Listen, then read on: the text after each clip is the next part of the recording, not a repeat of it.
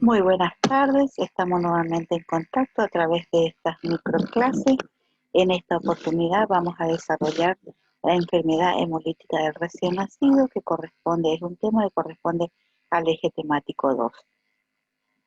Para empezar vamos a recordar el tema de en qué consiste la isoinmunización RH, para poder llegar al tema y tener un poquito más claro.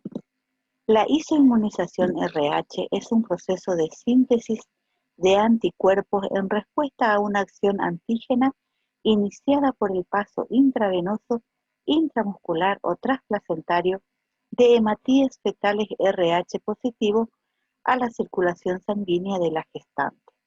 Como consecuencia, se produce una destrucción de hematíes fetales. Este trastorno afecta aproximadamente a 2 de cada 1000 recién nacidos. Aunque la mortalidad es muy baja, tiene una mortalidad menor al 2%. Vamos a recordar un poquito el sistema RH.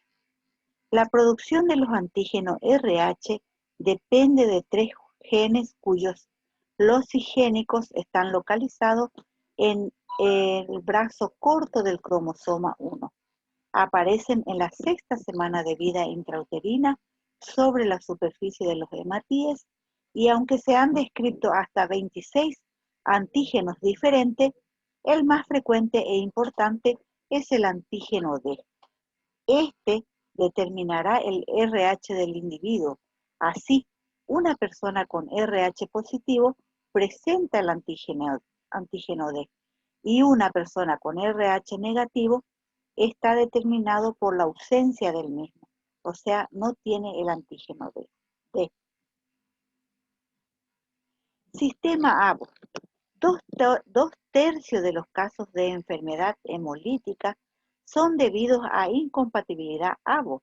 La madre tiene en su suero anticuerpos contra los antígenos AB o AB, presentes en los eritrocitos del feto.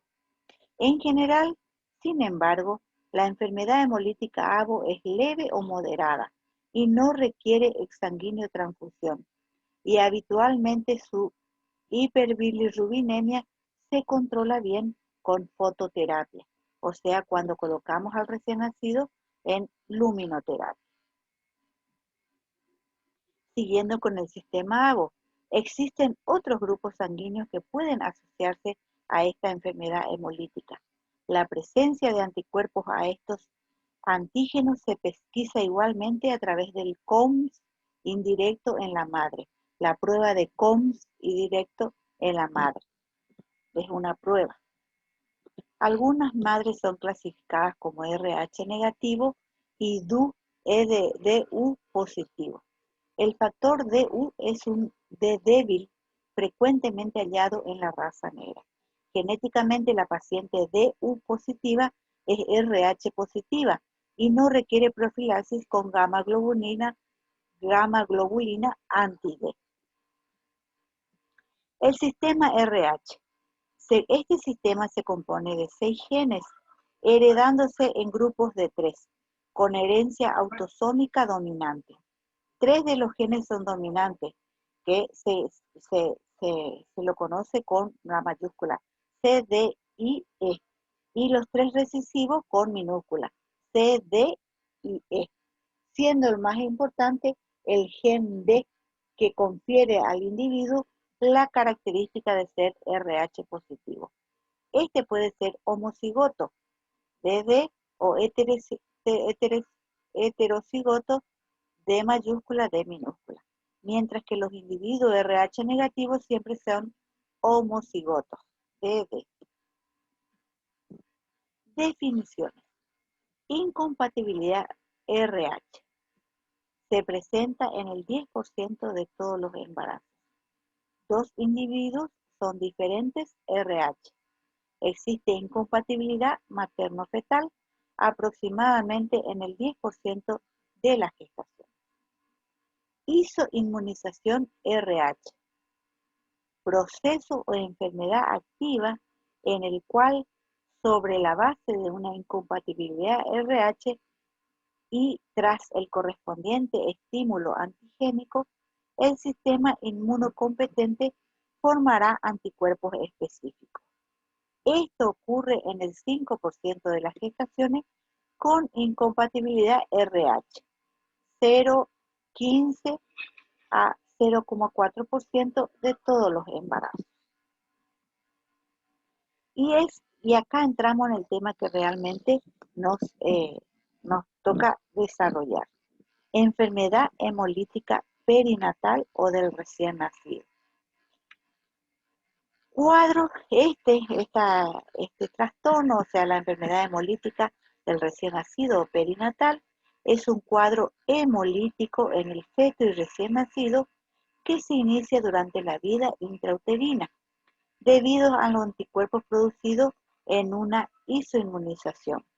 La incompatibilidad RH es la causa de la enfermedad hemolítica perinatal en el 94% de los casos, siendo el resto de casos atribuibles a incompatibilidad ABO y otros antígenos denominados atípicos o irregulares. En la imagen pueden ver las células sanguíneas RH negativas de la madre y las células sanguíneas RH positivas del feto. Y estas producen anticuerpos. Eritroblastosis fetal, sinónimo del anterior, también es entonces la enfermedad hemolítica perinatal o del recién nacido, es lo mismo que decir eritroblastosis fetal. Sinónimo del anterior, de la enfermedad hemolítica. Se denomina el cuadro también así debido a la aparición de formas inmaduras de la línea roja, o sea, de los glóbulos rojos en la sangre fetal, como eritroblastos y normoblastos. Causas de isoinmunización.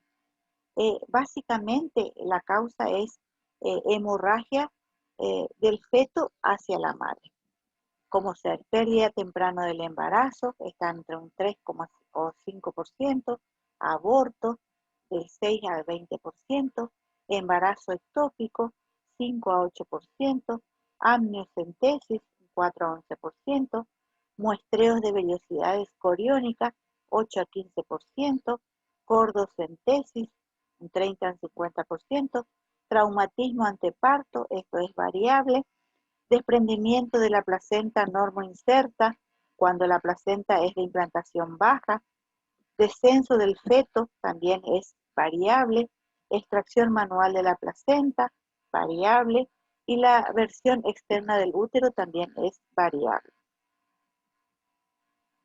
También dentro de las causas de isoinmunización hay dos grandes grupos, las transfusiones sanguíneas y, o sea, se debe pesquisar en si nuestra embarazada en algún momento tuvo algún tipo de transfusión y si algún uso de droga en pacientes drogadependientes. Eso tenemos que indagar en nuestra embarazada porque también es causa de isoinmunización. En cuanto a la patogenia, hay una respuesta primaria con el paso transplacentario de sangre de aproximadamente 0,5 a 1,5 mililitros de sangre. En ese primer contacto lo que hay es IgG-M, inmunoglobulina M, en esa respuesta primaria, el primer contacto. Respuesta secundaria en un segundo embarazo y tras una nueva exposición al mismo antígeno, pero necesitando una cantidad menor del mismo. Y ahí lo que se pone, la respuesta que está dada por la IgG, inmunoglobulina G. Las subclases de inmunoglobulina G presentes en la enfermedad hemolítica perinatal son la inmunoglobulina G1 e inmunoglobulina G3. Las variaciones observadas en la gravedad de la enfermedad hemolítica neonatal pueden ser explicadas por las diferencias en las subclases y halotipos de inmunoglobulina G. La severidad de la enfermedad hemolítica neonatal es lineal con los títulos de anticuerpos de inmunoglobulina G1. Todas las muertes fetales han ocurrido en niños cuya madres tenían anticuerpos inmunoglobulina G1. Existe una mayor variación en la gravedad cuando se trata de anticuerpos IgG3, inmunoglobulina G3. No se han encontrado muertes entre niños en los cuales el único anticuerpo detectado fue la inmunoglobulina G3. Esta es la fisiopatología. Entonces se hace el estudio, el análisis y se detecta, se dosa anticuerpos, eh, RH. Decíamos que lo primero es, en este caso, la IgG. En el feto puede producir hemólisis fetal, en este caso va una anemia, una hipoxemia, eso pone en riesgo a tal de producir anoxia tisular, muerte de las células, una hemorragia, puede producir esta hipoxemia evolucionar a una falla cardíaca, esa falla cardíaca va a estar también relacionada a una hepatomegalia, insuficiencia hepática, ictericia, hemorragia, edema, y todo ese cuadro de gravedad se confluye en el hidrópico, que se caracteriza por ascitis, hidrotórax, hipoplasia pulmonar, entre otros. O sea, el cuadro grave, vamos a decir, de este trastorno. Hiponatremia, hipoproteinemia también, relacionado con el edema, una sarca. Y si no, la otra opción, lo que otro puede suceder ahí, partiendo de la hipoxemia, aumento de la eritropoyesis en extramedular, hiperplasia, síndrome de respuesta hematopoyético y eritroblastemia. Todo produce un edema generalizado, una sarca y con claudicación de los órganos nobles de este recién nacido. El diagnóstico, identificar las gestantes RH negativas, identificar entre las gestantes RH negativas las isoinmunizadas, demostración de la afectación fetal, determinación en toda gestante, incluso en primigestas, del grupo sanguíneo, ABO y del sistema RH durante el primer trimestre. En la primera consulta hecho el diagnóstico en el control prenatal, se le pide el análisis, se le saca una muestra de sangre para pedir análisis. Uno de los análisis que no debe faltar es el grupo y factor. También se debe pesquisar RH de la pareja, porque es importante identificar la cigosidad, anamnesis completa sobre sus antecedentes personales. Todos estos aspectos se deben tener en cuenta a través de la anamnesis, a través de la entrevista, la consulta del control prenatal, para poder hacer el diagnóstico. Entonces, en la embarazada, este es un resumen, se pide el grupo RH y COMS indirecto. Si llegase a dar RH positivo y la COMS es negativa, es un control habitual. Si es RH positiva y la COMS es positiva, según el manejo de acuerdo a la situación que de ahí en más se identifique. RH negativo, si la COMS da RH negativo, grupo y RH del cónyuge, el genotipo es RH negativo, el control habitual. Si es RH positivo, se realiza nuevamente la prueba de COMS, y si llegase a dar negativo, la madre no está sensibilizada y se debe realizar ese mismo examen COMS seriado, sería la COMS seriado, mensualmente en el primer control, en las 26 semanas, las 34 semanas y 38 semanas. Y en caso de que la COMS no da positivo, nos indica que la madre está sensibilizada y tenemos que seguir el seguimiento de acuerdo a lo establecido en el protocolo. En cuanto al diagnóstico de cómo hacemos la demostración de afectación fetal, una de las formas es haciendo una evaluación del líquido amniótico. ¿Qué es lo que se va a buscar? ¿Qué es lo que nos puede arrojar el estudio del líquido amniótico? Los pigmentos biliares, que son la degradación de la bilirrubina, se correlaciona con el grado de hemólisis o de destrucción de los glóbulos rojos. y predice de modo indirecto la severidad de la anemia. Sus valores se miden por medio de un registro, que es el espectro fotométrico, y es demostrable como un cambio en la absorbancia a 450 nanómetros. También se puede hacer el diagnóstico a través de la evaluación del líquido amniótico. Se correlaciona lo que es el líquido amniótico con la zona de la gráfica del Lilley, con la concentración de hemoglobina fetal. Si es una enfermedad leve, va a estar la curva en la zona 1, si es enfermedad moderada, severa, en la zona 2, en la parte inferior, la hemoglobina fetal va a estar entre 11 y 13 gramos por decilitro. En la zona superior, 2 superior, la hemoglobina fetal entre 8 y 10 gramos por decilitro. Y ante estos registros puede darse el óbito, la muerte fetal, de 7 a 10 días. Y en la zona 3, el dato puede estar entre 8 gramos por decilitro, la hemoglobina del feto. Esta es los gráficos, lo que está anteriormente, lo que le estuve comentando. El pronóstico, título de los anticuerpos. Entonces, para tener un pronóstico, uno de los aspectos que podemos tener en cuenta es los títulos de los anticuerpos. Esto aporta valiosa información sobre el estado fetal, pero es muy diferente según se trate del primero o sucesivo embarazos sensibilizados.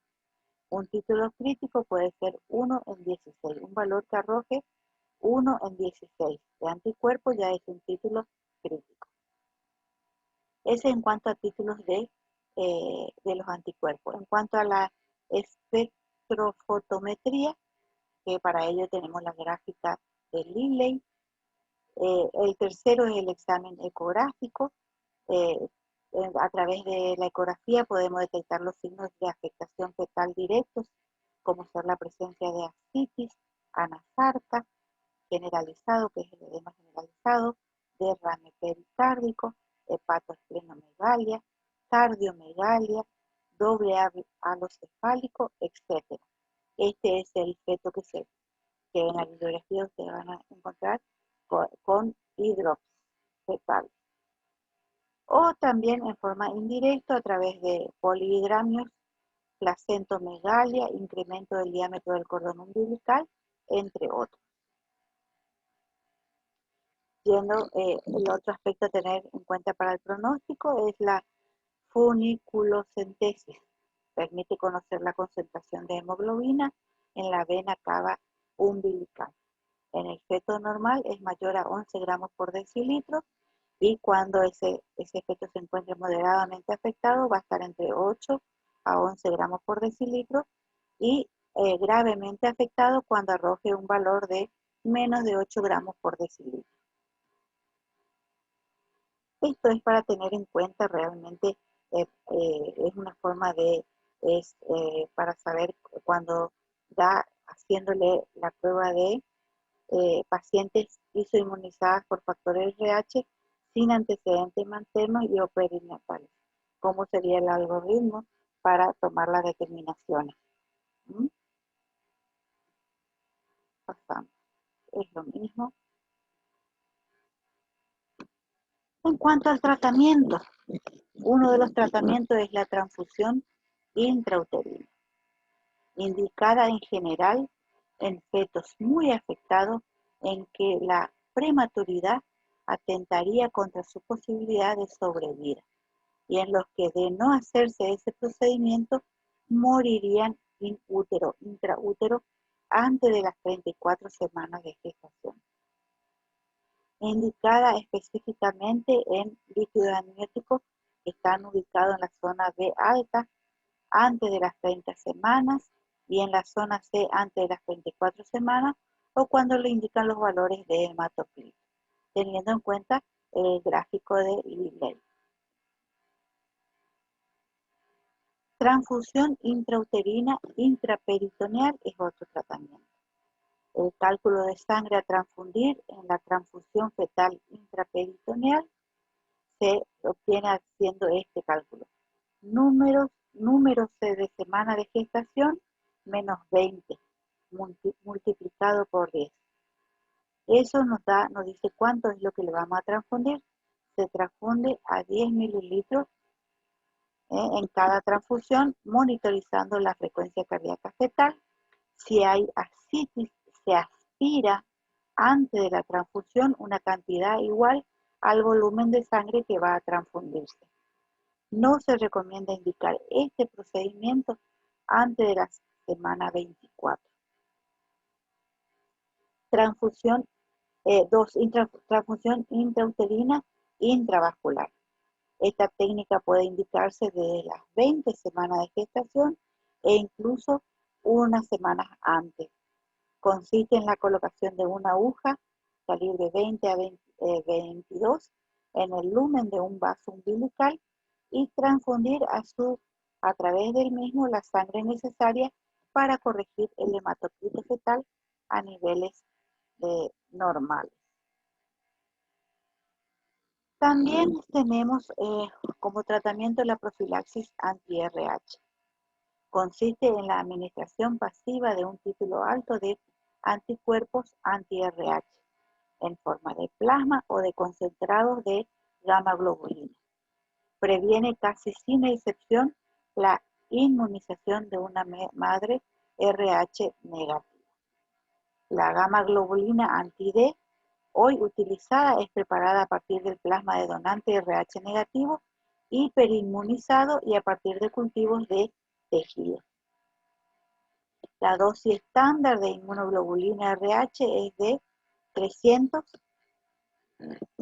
microgramos y esta cantidad neutraliza hasta 25 o 30 mililitros de sangre RH positiva.